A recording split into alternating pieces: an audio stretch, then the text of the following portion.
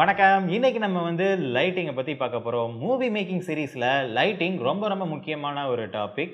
நம்ம ஒரு short film எடுக்க போறோம்னா, முதல்ல நமக்கு தோன்ற விஷயம், நல்ல கேமரா வாங்கணும் அப்படின்னு மட்டும் தான். நல்ல கேமரா மட்டும் நல்ல ஒரு பிக்சர் இமேஜ ஜெனரேட் பண்ணாது. காரணம் என்னன்னா, நீங்க குடுக்கக்கூடிய லைட் சோர்ஸையும், செட்டப்ப வச்சு மட்டும் தான் அந்த இமேஜ் குவாலிட்டியாவும், சினிமேட்டிக்காவும் மாறப்போகுது. ஸோ அப்படிப்பட்ட இந்த லைட்டிங்ல என்னென்ன டைப்ஸ் இருக்கு? ஒரு சீனுக்கு எப்படி லைட் செட் பண்றது? அப்படின்றத இந்த வீடியோல பார்க்கலாம். முதல்ல இந்த சினிமேட்டிக் லைட்டிங்னு ஒரு வார்த்தை எல்லாருமே சொல்லி கேள்விப்பட்டிருப்பீங்க. இந்த சினிமேட்டிக் லைட்டிங்னா என்ன அப்படின்னா, நம்ம வீடியோ எடுக்கும்போது, அந்த வீடியோல இருக்க இமேஜ் பார்த்தீங்கன்னாக்கா, ஒரு 2டி ஃபிகர்ல தான் இருக்கும். ஒரு 2டி ஃபிகர 3டி ஃபிகரா மாத்தக்கூடிய விஷயம் தான் லைட்டிங். அப்படி நம்ம ஒரு ஆப்ஜெக்ட்ட 3டியா காட்டுறதுக்கு யூஸ் பண்ணக்கூடிய மெத்தட தான் 3 பாயிண்ட் லைட்டிங் அப்படின்னு சொல்லுவோம். இந்த 3 பாயிண்ட் லைட்டிங் அப்படின்னா என்னன்னா, ஒரு சீன்ல சப்ஜெக்ட் எந்த பக்கம் கேமராவை பார்த்து இருக்கு, கிட்டத்தட்ட சப்ஜெக்ட்டுக்கு 45 டிகிரில தான் லைட் சோர்ஸ் எல்லாம் வைக்கணும். இதுதான் பேசிக்கான பிரின்சிபல். ஃபர்ஸ்ட் நம்ம லைட்டிங்ல என்னென்ன டைப்ஸ் இருக்கு அப்படின்னு சொல்லி பார்க்கலாம்.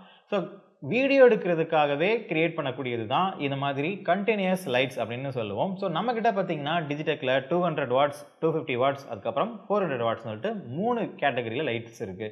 இப்போ என்கிட்ட இருக்கிறது பார்த்தீங்கன்னா 200 வாட்ஸ்ல ஆர்ஜிபி லைட்.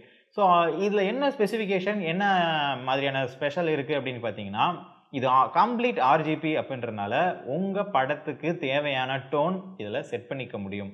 அதே மாதிரி ஸ்பெஷல் எஃபெக்ட்ஸ் லைக் பர்னிங் ஆகுறது, அதே மாதிரி ஃபயர் இன்ஜினு, போலீஸு, ஸோ இந்த மாதிரியான ஒரு ஸ்பெஷல் எஃபெக்ட்ஸ்க்கான தீமையும் இந்த லைட் சோர்ஸ் வழியாகவே நம்ம அப்ளை பண்ணி காட்டிட முடியும். ஸோ அதுக்கப்புறம் இது ஒரு நார்மலாக சாஃப்ட் பாக்ஸ் போட்டு நமக்கு ஆப்ஜெக்டை ஹார்ஷாக இல்லாமல் சாஃப்ட் பண்ணி ரெக்கார்ட் பண்ண முடியும். ஸோ இவ்வளோ ஃபெசிலிட்டி இருக்கிறதுனால தான் கண்டினியூஸ் லைட்டிங் எல்லா படத்துக்கும் யூஸ் பண்ணுவாங்க. இப்படிப்பட்ட கண்டினியூஸ் லைட்டிங் பார்த்தீங்கன்னா கிட்டத்தட்ட வாங்குறதுக்கு இப்போது 25,000 30,000 வரைக்கும் வரும். ஆனால் என்கிட்ட அவ்வளோ பட்ஜெட் இல்லை, நான் ஒரு ஷார்ட் ஃபிலிம் பண்ண போகிறேன் அப்படின்னு நினச்சிங்கன்னா வெறும் 500லேயே உங்களால் இதை ரெண்ட்டுக்கு எடுத்துட முடியும்.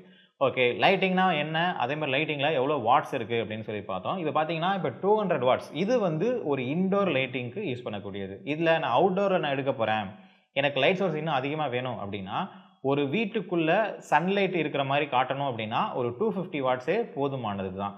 இதுக்கப்புறம் இல்லை நான் கம்ப்ளீட் அவுட்டோரில் இருக்கேன், அங்கே எனக்கு லைட் டவுன் ஆயிடுச்சு, ஈவினிங் டைம் ஆயிடுச்சு, ஆனால் எனக்கு ஒரு பகல் மாதிரி காட்டணும் அப்படின்னு நினச்சிங்கன்னா கிட்டத்தட்ட 400 வாட்ஸ் யூஸ் பண்ணாவே போதுமானது. இல்லை நான் கம்ப்ளீட் நான் நைட்டில் இருக்கேன், எனக்கு இந்த நைட்டை பகலாக மாற்றணும் அப்படின்னு நினச்சிங்கன்னா நீங்கள் யூஸ் பண்ணக்கூடியது 600 வாட்ஸ்.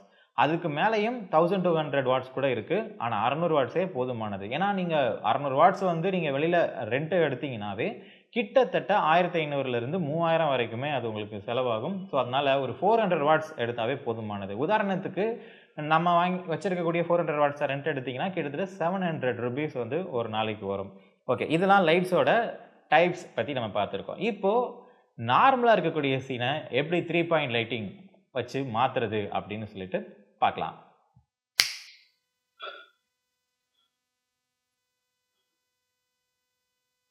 ஓகே, இந்த போலீஸ் எஃபெக்ட் எப்படி அச்சீவ் பண்ணோம் அப்படின்றத இப்போ நம்ம பார்க்க போகலாம். ஸோ இந்த சீனை எப்படி நம்ம கிரியேட் பண்ணோம், அதுவும் நம்ம லைட்டில் அப்படின்னு சொல்லி பார்க்கலாம். ஃபஸ்ட்டு ஒரு சீனுக்கு லைட் சோர்ஸ் எங்கேருந்து வருது அப்படின்றத பார்க்கணும். ஸோ இந்த ரூமை பொறுத்த மட்டும் இல்லை, லைட் சோர்ஸ் பார்த்தீங்கன்னா விண்டோலேருந்து வருது. அதுக்காக நான் சோர்ஸாக 250 வாட்ஸ் நம்ம வார்ம் லைட் கொடுத்துருந்துருக்கோம். நெக்ஸ்ட்டு இது பகலா நைட்டா அப்படின்றதுக்கான சோர்ஸ் கொடுக்கணும். இது ஒரு டே டைமில் ஒரு டார்க்கான ரூமில் நடக்கிற மாதிரியான கதை அப்படின்றதுனால இது டே டைம்ன்றதை அச்சீவ் பண்ணுறதுக்காக நான் வாசல் கிட்ட ஒரு 400 லைட்ஸை நான் செட் பண்ணியிருக்கேன்.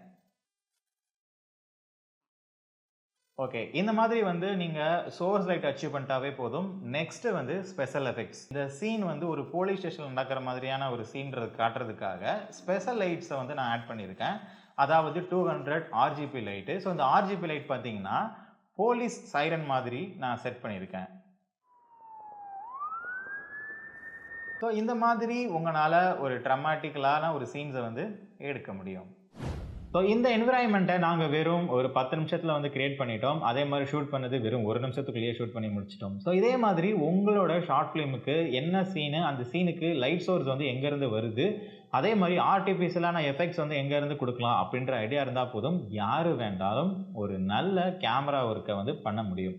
ஸோ இதே மாதிரி உங்களுக்கும் உங்கள் ஷார்ட் ஃபிலிம்க்கு வந்து எக்யூப்மெண்ட்ஸ் வேணும், லைட் வேணும் அப்படின்னாக்க நீங்கள் காண்டாக்ட் பண்ண வேண்டியது ஸ்கெட்ச் ஸ்டுடியோஸ் தான். நம்ம டெய்லி பேசிஸில் இல்லை வந்து ஒரு ஃபீச்சர் ஃபிலிம் எடுக்கிற அளவுக்கு கூட எக்யூப்மெண்ட்ஸ் எல்லாமே டெய்லி பேசிஸில் ரெண்டல் கிடைக்கும். அதுக்கு நீங்கள் ஜஸ்ட் கீழே இருக்கக்கூடிய வாட்ஸ்அப்புக்கு வந்து காண்டாக்ட் பண்ணலாம்.